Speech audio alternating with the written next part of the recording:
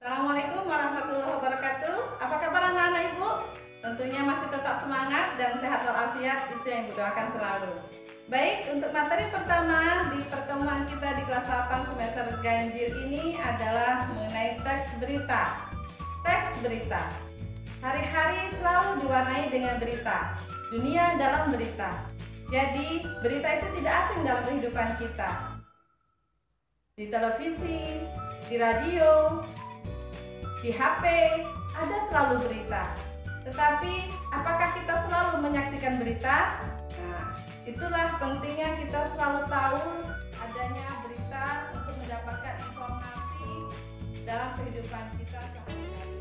KD untuk pertemuan kita kali ini adalah KD 3.1, yaitu mengidentifikasi unsur-unsur teks berita, baik berita yang didengar maupun berita yang dibaca.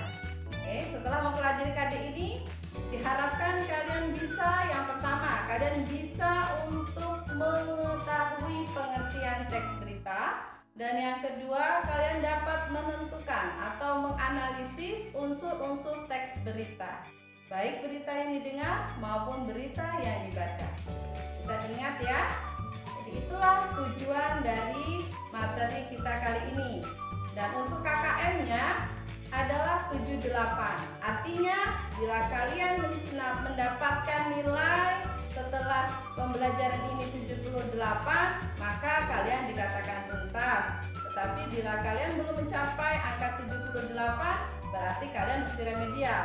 Oke, tetap semangat dan bisa meraih prestasi yang gemilang.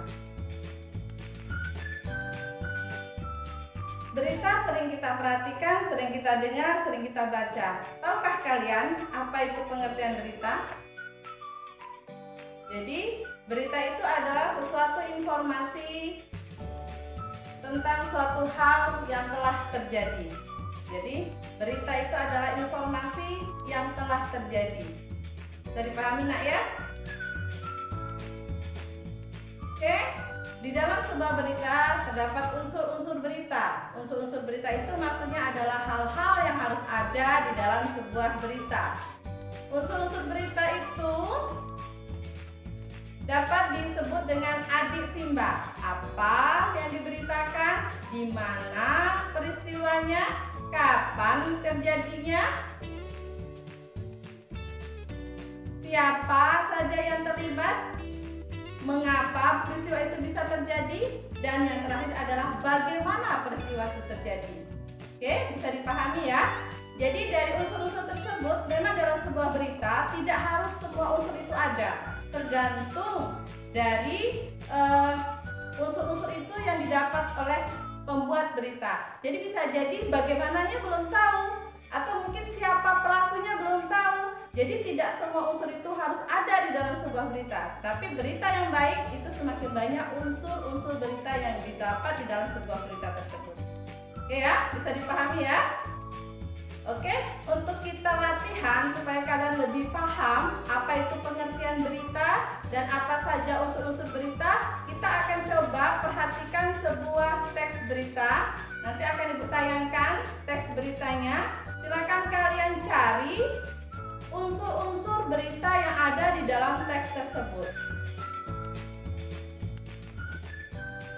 Selanjutnya kalian cermati teks berita berikut. 10 hari menjelang Lebaran, Sabtu 15 November, pelabuhan penyeberangan Merak mulai dipadati truk. Truk-truk tersebut mengangkut barang non-9 bahan pokok atau non-sembako. Tingginya arus truk dalam 2 hari terakhir berkaitan dengan adanya larangan melintas bagi truk non-9 bahan pokok atau non-sembako pada tanggal 21 sampai 25 November.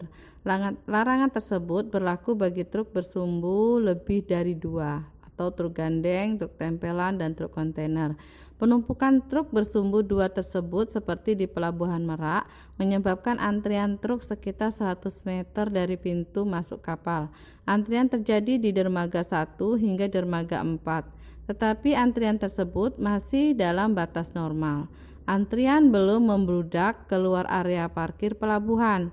Akan tetapi, akibat penumpukan truk itu, beberapa sopir truk mengaku harus menunggu sekitar 2 hingga 4 hari untuk bisa masuk kapal. Nah, dari berita tersebut, kalian cermati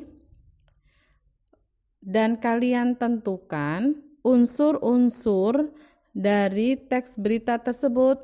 Unsur-unsurnya ada 6. Peristiwa apa yang terjadi, siapa yang mengalami peristiwa itu, di mana peristiwa itu terjadi, dan kapan peristiwa itu terjadi, mengapa peristiwa itu bisa terjadi, bagaimana proses terjadinya peristiwa.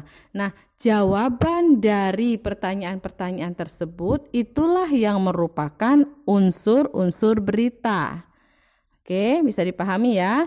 Di jawaban dari pertanyaan 5W1H atau adik Simba tadi, itulah yang merupakan unsur-unsur berita. Oke, terima kasih. Silakan kalian kerjakan di buku latihan kalian masing-masing. Oke, setelah kalian temukan jawaban dari unsur-unsur teks berita tersebut, silakan kalian chat ke Ibu melalui e-learning. Oke, melalui aplikasi e-learning. Bisa dipahami ya? Oke, terima kasih. Ibu ucapkan atas partisipasinya. Semoga kalian tetap semangat untuk memahami materi ini. Terima kasih. Assalamualaikum warahmatullahi wabarakatuh.